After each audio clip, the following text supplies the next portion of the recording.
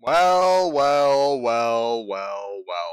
We are back. I never thought I would make another one of these videos, but it is 2021, and today I will be making a tier list of every game I bought on Steam as I did last year. This is a sequel to the first one.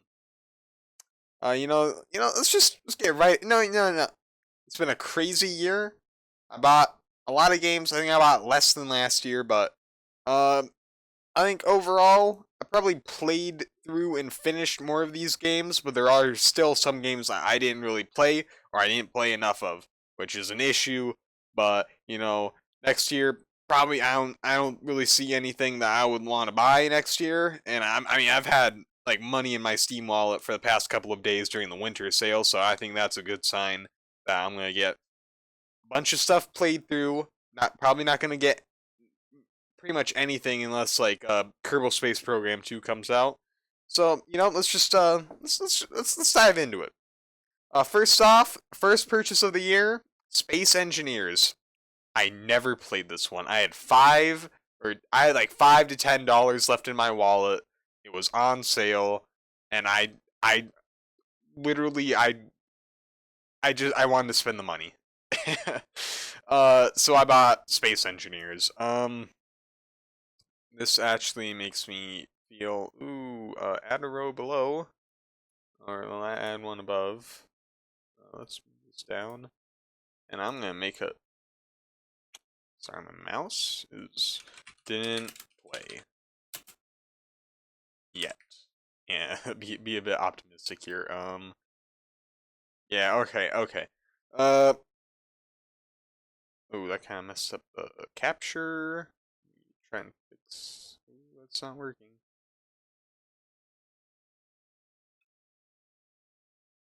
There we go. Okay. Technical issues resolved. Let's just ignore that. Uh, Space Engineers didn't play. Cook Serve Delicious. Man, come on. Disappointing. That is all I'm going to say about Cook Serve Delicious. 3. No, I'm not gonna just say that. I'm gonna say a lot. I'm gonna go on a bit of a rant here. Cook Serve Delicious 3, Cook Serve Delicious 1, a masterpiece. Last year I gave it a masterpiece score. It's incredible, impeccable. One of my favorite games ever. Cook Serve Delicious 2, also disappointing, but it did do some good stuff. One, you made a lot of the recipes too complicated. You want to make a burger in the first game. You put down the meat. You always know how to put down the meat, and you always know how to put down the vegetables and the toppings and condiments and whatnot. Actually, you don't even put condiments on in the first game.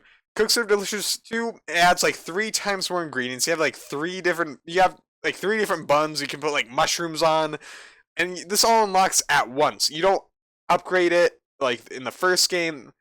It exemplifies all the problems you have. You have no progression throughout the entire game. There is no story. The only progression is then you unlock extra holding stations and whatnot, but really, just why? Just add any. You could just say you own a new restaurant.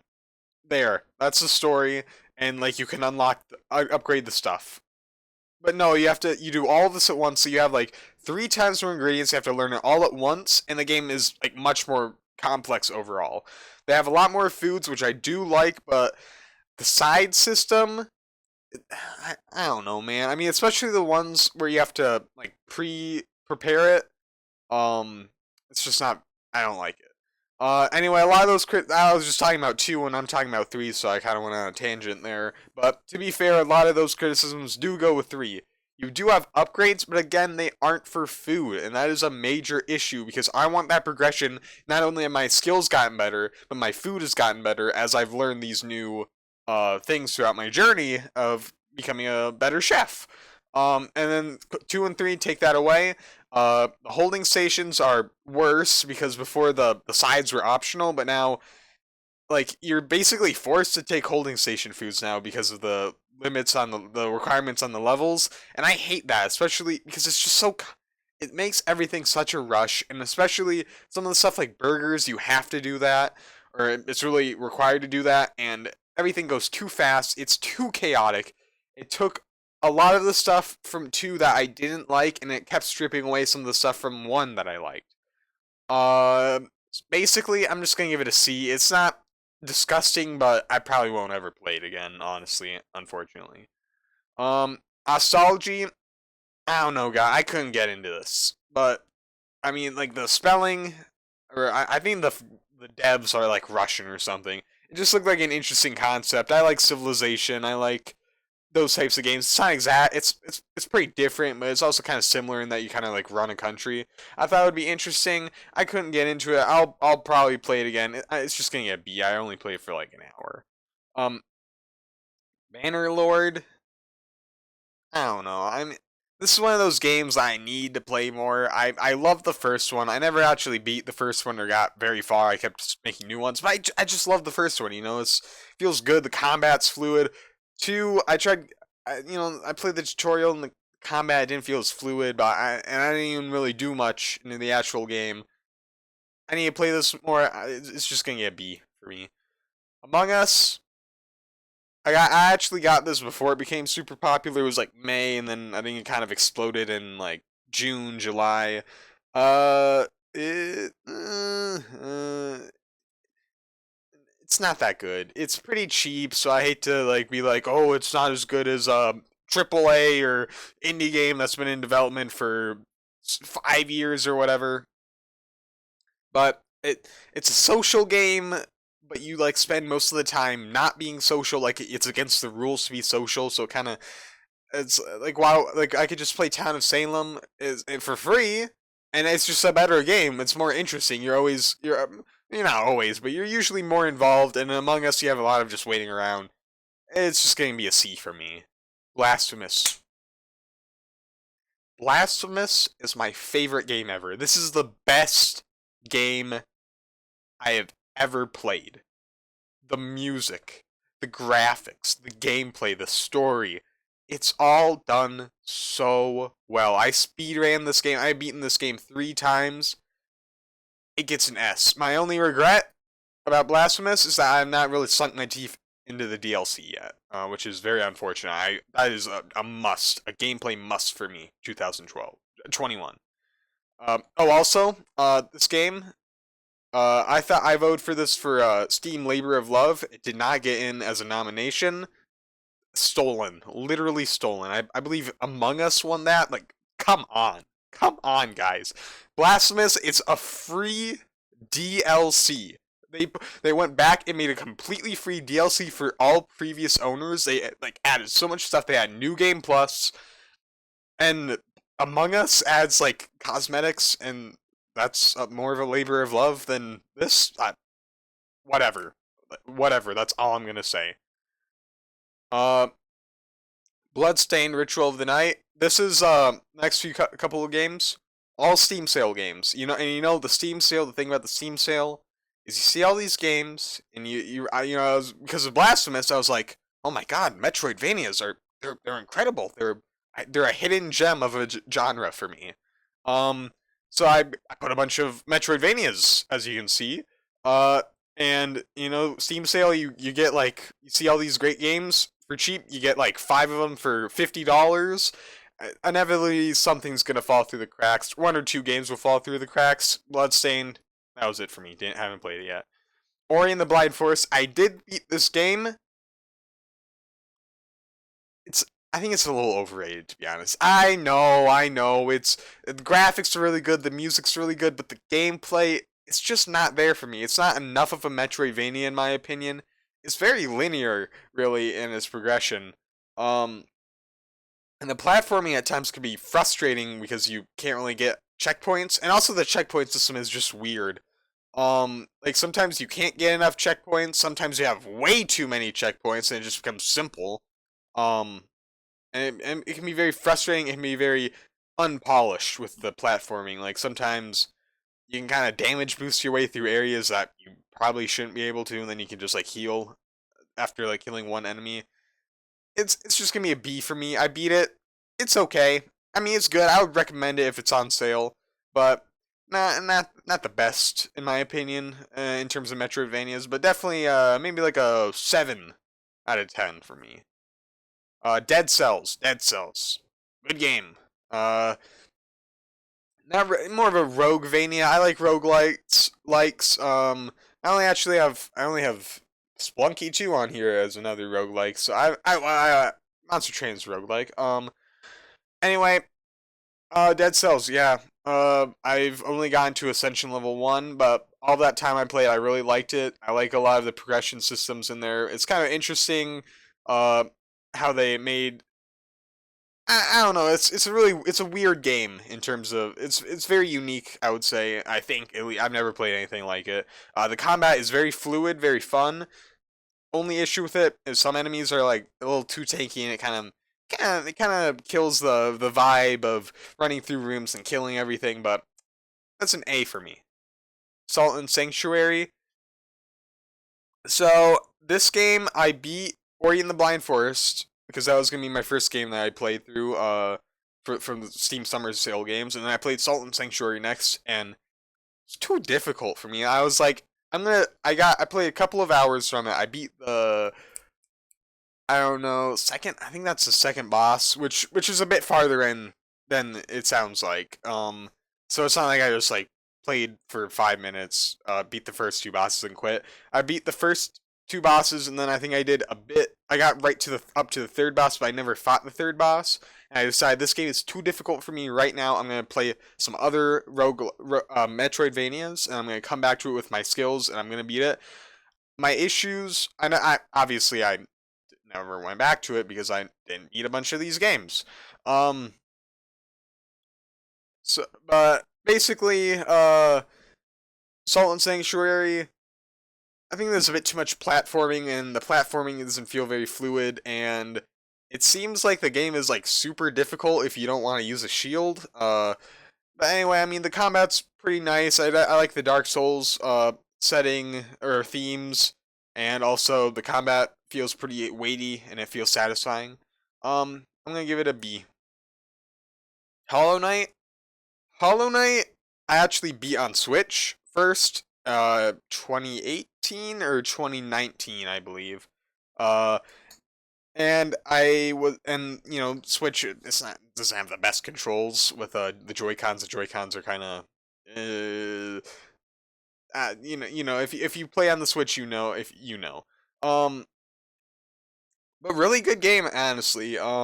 I did not play through any of the DLC. I did not get the true ending because I was on Switch. And I got it on PC because at some point I wanted to do a randomizer run, and I also wanted to be able to use a PlayStation controller, to beat it because Switch, Joy Cons. um. Anyway, really solid game. I definitely recommend it. I didn't actually beat it on PC. I actually when I quit Salt and Sanctuary, I went to Hollow Knight. And then I got I don't know how far I would say I got into it. I got pretty. I got to like the Mantis Lords. I actually killed them without any upgrades because I mean it's probably one of my favorite boss fights of the ones that I played. Um, Definitely gotta go back to it. Unfortunately, I just kind of ran out of steam on this game. Fury and Axiom Verge. I bought both of these games a few days after the initial sale. The last couple of games from let's say Bloodstained to Hollow Knight. I did not. I bought those games on the first day of the Steam sale all together, and then I bought Fury and Axiom Verge when I had some money left over later on. Fury, that's an S tier game, baby. The combat and the music, it's so good. I like the bullet hell parts, and I love love the melee combat. It's so intense and rewarding when you really beat these guys who have been uh complaining the entire fight about how they're gonna put you back in your cage. It's a great game. You should definitely play it. It's pretty short too. I beat it. Only boss fight I didn't like, I would say, is probably the final boss, and it's just because I got stuck a bit. It took about an hour, maybe not, maybe like 40 minutes on the final boss, but definitely a great game. If you can buy it. Axiom Verge didn't play. It's two of those two games they fell through. Those are the two summer sale games that fell through. It looks cool, Metroidvania. I like it. I like the look of it, so I'll definitely play it at some point. Crusader Kings 3, I have not played enough of it. Yeah, I played a couple hours. I loved Crusader Kings 2. I think I have at least 100 hours in Crusader Kings 2. I have all the DLC. Crusader Kings 3, I have not played enough of it, but I was a little disappointed with what I saw. Um, Allies, you can't. What am I trying to say here? Allies, you cannot. The allies are stupid, okay? And in a lot of situations, at least in the early game, from what I played, was I would need the allies to help me and be successful for me to be successful. So it would be like I'm in a war, I'm outnumbered, but my ally will make me like have the advantage, and my ally will just like hold like siege down some county in like northern Scotland when I'm like fighting a big battle, and you can't even command them like you could in Crusader Kings 2. Also, I don't like the interface as much as Crusader Kings 2. I'm just gonna give it a C, but don't. That's not my final rating, probably. Uh, Next up, Environmental Station Alpha. I like this game. I like this game. I don't know if it might not be an A. I don't think it's enough to be a B. Um, I'm gonna give it an A.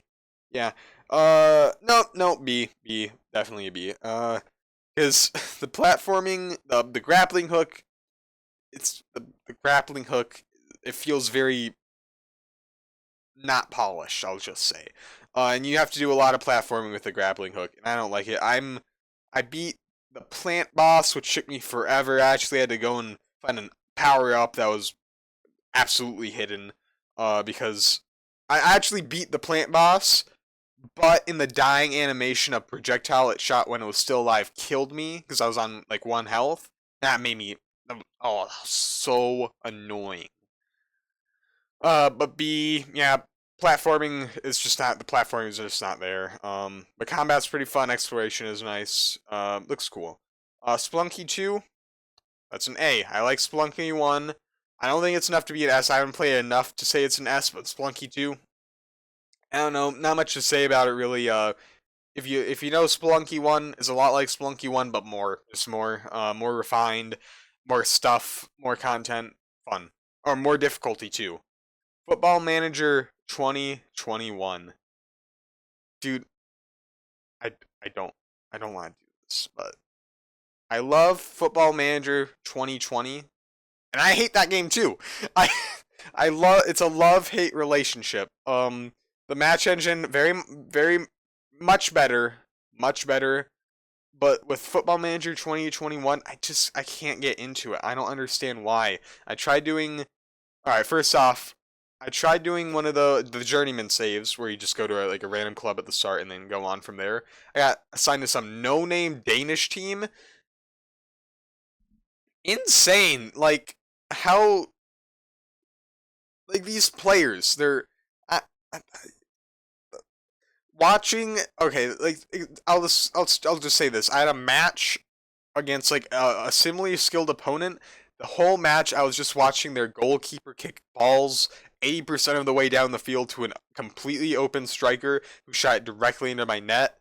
And I know it was not the tactic, or maybe the tactic was the issue, but I know the tactic wasn't considered bad because I used a website online to like evaluate it, and it said this is a pretty good tactic. Um, so I just don't understand. I'm sure I'll end up putting a lot of hours into it eventually, just because of how addictive it is. But D, honestly, it's just a D right now. Skullgirls didn't play it. What happened here was I played Street Fighter because I got it in like a humble bundle, and I was like, I went online and so I was like, this sucks. This just sucks. I'm so far behind. I get like comboed, and I saw people online saying, oh, maybe a Skullgirls. It's a simple fighting game, or not simple, but it's easier to get into as a newbie. I've only really played Smash before, and Smash is pretty different than the average fighting game, I would say. With like the percentage, and it's like you know if you've played it.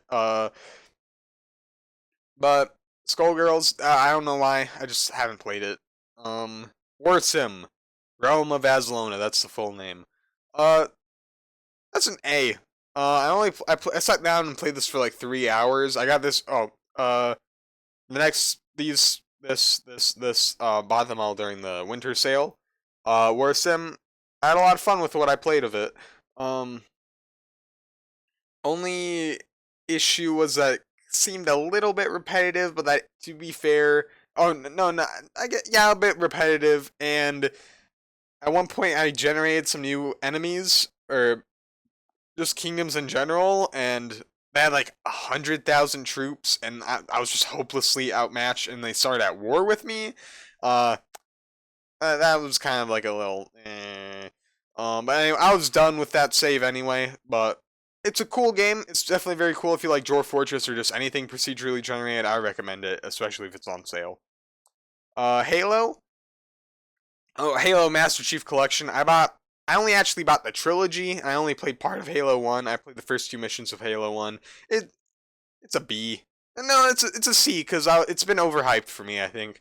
Um, it's just kind of like I shoot an enemy like 50 times, it feels like, and I'm not even, like, with the assault rifle especially. The assault rifle has like this huge spray. It does like no damage where I'm directly up against the guy. It feels like I'm blasting them with like 20, 30, 50, even like 50 rounds.